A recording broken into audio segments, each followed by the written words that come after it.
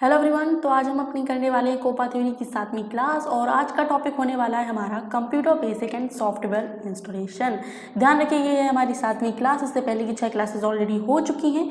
अगर आपने वो नहीं देखी हैं तो आपको क्या करना होगा, सिंपली आपको मेरे चैनल पर जाना होगा, प्लेलिस्ट के ऑप्शन पर जाना होगा। प्लेलिस्ट पर आप जैसे ही क्लिक करेंगे तो आपको एक ऑप्शन मिलेगा COPA theory classes, COPA theory classes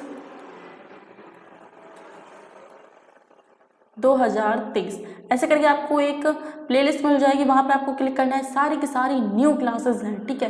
कोई पुरानी क्लासेस नहीं है कि उन्हीं को मैंने अपलोड कर दिया होगा, ऐसा नहीं है। बिल्कुल न्यू क्लासेस हैं, ठीक है। न्यू क्लासेस हैं आप लोगों की, तो वो आपको देखनी है और हर एक क्लास अटेंड करनी है। तो 6 क्लासेस आप देख लीजिए, ठीक है। देख लिए है तो बहुत बढ़िया बात है, नहीं देखी है तो आप उसको देख लीजिए। और हम अपनी कंटिन्यू करते हैं 7वीं क्लास और बढ़ते हैं पहले क्वेश्चन पर। तो पहला question, what is the capacity of typical DVD. What is the capacity of typical DVD, यानी कि टिपिकल डीवीडी की क्षमता क्या है। टिपिकल डीवीडी की क्षमता क्या है या फिर कितनी है। तो टिपिकल डीवीडी की क्षमता होती है 4.7 GB। कितनी होती है? 4.7 GB होती है टिपिकल डीवीडी की क्षमता। सेकंड क्वेश्चन है, which process is use to record data on to an optical disc. Optical disc पर डेटा रिकॉर्ड करने के लिए किस प्रक्रिया का उपयोग किया जाता है। किस प्रक्रिया का उपयोग किया जाता है, तो वो प्रक्रिया क्या है जो डेटा को रिकॉर्ड करती है ऑप्टिकल डिस्क पर। ऑप्टिकल डिस्क पर जो डेटा को रिकॉर्ड करती है उस प्रक्रिया को क्या कहा जाता है, तो उसको कहा जाता है बर्निंग। क्या कहा जाता है? बर्निंग। थर्ड नंबर क्वेश्चन है, which software interface the major hardware components to the computer with OS. OS का फुल फॉर्म सभी को पता होगा, ऑपरेटिंग सिस्टम। तो कौन सा सॉफ्टवेयर ओएस के साथ कंप्यूटर के प्रमुख और हार्डवेयर घटकों को इंटरफेस करता है। ये जो टॉपिक है बहुत ही सिंपल है। अगर आपको इसके आंसर आ रहे हैं, इनके आंसर पता है, तो आप इनको कमेंट जरूर कीजिएगा, ठीक है। तो कौन सा सॉफ्टवेयर ओएस के साथ कंप्यूटर के प्रमुख और हार्डवेयर घटकों को इंटरफेस करता है, तो वो है बायोस। क्या हो जाएगा? बायोस। अब बायोस का फुल फॉर्म भी आप लोगों को बता ही देती हूँ। अगर आपने फुल फॉर्म की वीडियो नहीं देखी, क्लास नहीं देखी है, तो भी कोई बात नहीं है, मैं क्वेश्चन के साथ साथ भी फुल फॉर्म बताती जाया करूँगी, ठीक है। तो बायोस का फुल फॉर्म होता है बेसिक इनपुट आउटपुट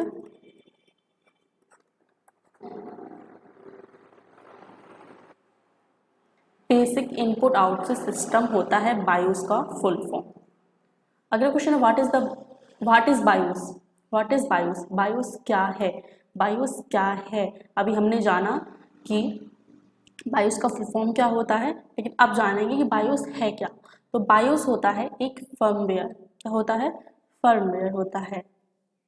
अगला क्वेश्चन है, what is the purpose of Nero Start Smart. Nero Start Smart का उद्देश्य क्या है। ये जो नीरो स्टार्ट स्मार्ट है, इसका उद्देश्य क्या है, इसका पर्पज क्या होता है। तो इसका पर्पज होता है बर्न सीडी डीवीडी, यानी कि सीडी और डीवीडी को बर्न करना। नीरो स्टार्ट स्मार्ट का क्या उद्देश्य होता है? बर्न सीडी या डीवीडी। अगला क्वेश्चन है, which system is used by Bluetooth for broadcasting. Broadcasting के लिए ब्लूटूथ द्वारा किस प्रणाली का उपयोग किया जाता है। ब्रॉडकास्टिंग के लिए ब्लूटूथ द्वारा किस प्रणाली का उपयोग किया जाता है, तो वो है रेडियो वेव्स, यानी कि रेडियो तरंगे। देखिए अभी आप लोगों के मन में एक सवाल होगा कि कितनी क्लासेस होंगी, ठीक है। तो 20-22 क्लासेस होंगी आप लोगों की कोपा थ्योरी में।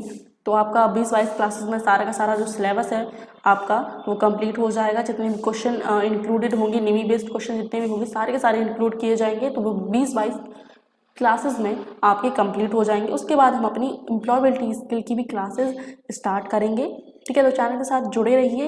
एम्प्लॉयबिलिटी स्किल की स्टार्ट करेंगे क्लास, उसके बाद हम रिवीजन भी करेंगे इन सभी क्लासेस का, ठीक है। अभी तो हम ये टॉपिक वाइज कर रहे हैं, थोड़े थोड़े क्वेश्चन कर रहे हैं। जब रिवीजन होगा ना तो बढ़िया तरीके से हम लोग एक साथ 50-50 क्वेश्चन के रिवीजन किया करेंगे। अभी क्या है, हम 15 क्वेश्चन 20 क्वेश्चन इस तरीके के क्वेश्चन कर रहे हैं, क्योंकि हम लोग टॉपिक वाइज कर रहे हैं। लेकिन जब आप लोगों का मैं रिवीजन करवाया करूंगी तब टॉपिक आपको नहीं बताया करूंगी किस टॉपिक का है, ठीक है। और उसमें मैं केवल क्वेश्चन पढ़ूंगी और आप लोगों को आंसर देने होंगे। वो क्या होगा? रिवीजन होगा। तो अभी से बहुत बढ़िया तरीके से आप लोग पढ़ना स्टार्ट कर दीजिए और फिर रिवीजन में आप अपना टेस्ट कीजिए कि आपने कितनी बढ़िया तरीके से तैयारी की है। ठीक है, तो रिवीजन में भी जुड़िएगा। वो रिवीजन कब करवाएंगे हम? रिवीजन करवाएंगे आपके एग्जाम की 1 महीने पहले। ठीक है, तो फिलहाल हम ये क्लासेस देखते हैं, क्वेश्चन बढ़िया तरीके से पढ़ते हैं। तो क्वेश्चन है अगला, which one is used as authentication for pairing Bluetooth device. Bluetooth device को पार करने के लिए प्रमाणीकरण के रूप में किसका उपयोग किया जाता है? ब्लूटूथ डिवाइस को पार करने के लिए प्रमाणीकरण के रूप में किसका उपयोग किया जाता है? तो वो है पासकोड। पासकोड हो जाएगा इसका आंसर। अगला क्वेश्चन है, which program is use to enable the device to work with OS. Operating system के साथ काम करने के लिए उपकरणों को सक्षम करने के लिए किस कार्यक्रम का उपयोग किया जाता है? क्या क्वेश्चन पूछ रहा है? अगर आपको क्वेश्चन समझ में नहीं आ रहा है, ऑफकोर्स समझ में नहीं आएगा, क्योंकि ऑफलाइन जैसे आप प्रैक्टिकली अगर आपको कंप्यूटर चलाना नहीं आता तो डेफिनेटली आपको ये क्वेश्चन समझ में नहीं आएंगे। तो क्वेश्चन को दूसरी बार आपको पढ़ने की ज़रूरत है, क्लास को आपको 2 बार देखने की ज़रूरत है। ठीक है, तो ओएस के साथ काम करने के लिए उपकरणों को सक्षम करने के लिए किस कार्यक्रम का उपयोग किया जाता है? तो वो कार्यक्रम है डिवाइस ड्राइवर। क्या होगा? Device driver. 9 नंबर क्वेश्चन है, which is the minimum storage unit of a hard disk. Hard disk में न्यूनतम स्टोरेज कितना है? हार्ड डिस्क में न्यूनतम स्टोरेज कितना है? तो सेक्टर्स। कितना है? सेक्टर। या फिर यहाँ पर है कौन सा है? कौन सा है? हार्ड डिस्क में न्यूनतम स्टोरेज कौन सा है? तो वो है सेक्टर। न्यूनतम स्टोरेज, सबसे छोटा स्टोरेज कौन सा है? वो है सेक्टर। अगला क्वेश्चन है, which key is use to open CMOS setup utility. CMOS setup उपयोगिता को खोलने के लिए किस कुंजी का उपयोग किया जाता है? सीमोस सेटअप उपयोगिता को खोलने के लिए किस कुंजी का उपयोग किया जाता है? तो वो कुंजी है डेल। Option B, Del. अगला क्वेश्चन है, what is the process of deleting all the data on the hard drive. Hard drive पर सभी डेटा को हटाने की प्रक्रिया क्या है? हार्ड ड्राइव पर सभी डेटा को हटाने की प्रक्रिया क्या है? तो वो है फॉर्मेटिंग। क्या हो जाएगा? फॉर्मेटिंग। देखिए, मैं आपको एक बार फिर बता दूं कि आपको एक भी क्लास मिस नहीं करनी, क्योंकि आपको हर एक टॉपिक से आपके क्वेश्चन में एग्ज़ाम देखने को मिलेगा। सेम नहीं तो रिलेटेड क्वेश्चन देखने को ज़रूर मिलेगा, बट आपको एक भी क्लास नहीं छोड़नी है बीच में। या फिर आपको ऐसा नहीं कि आप सोचोगे कि मैडम जी आप रिवीजन करवाओगे तभी हम पढ़ लेंगे, ऐसा नहीं कीजिएगा।